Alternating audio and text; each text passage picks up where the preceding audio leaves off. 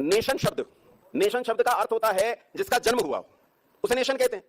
असल में अंग्रेजी तो कोई भाषा है नहीं, या तो लैटिन से आई है या तो फ्रेंच से आई है, ये तो हिब्रू के आसपास की भाषाओं से आई है।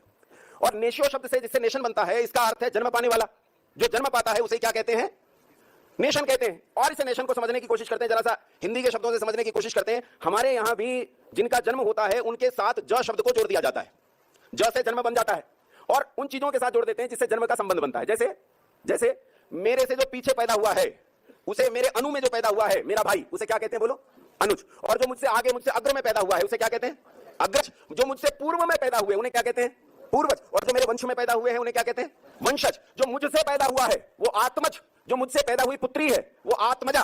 अर्थात जन्म लेने वाले को संस्कृत भाषा में जन कहते हैं। संस्कार के यज्ञ में पका दिया जाता है, तब यही प्रजा कहलाता है। क्या कहलाता है बोलो?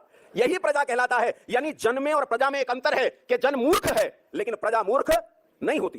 जिस तंत्र में प्रजा का शासन चलता हो, केवल प्रजा को वोट डालने का अधिकार हो, वो तंत्र प्रजातंत्र कहलाता है। और प्रजा एक व्यक्ति को कहते हैं, इसके समूह को गण कहते हैं। इन प्रजाओं का जो समूह है वो गण, और उसका तंत्र गणतंत्र कहलाता है। जहां गणतंत्र होता है वहां सुख होता है, क्योंकि प्रजा को यह पता है कि राजा कौन होना चाहिए और कौन नहीं होना चाहिए।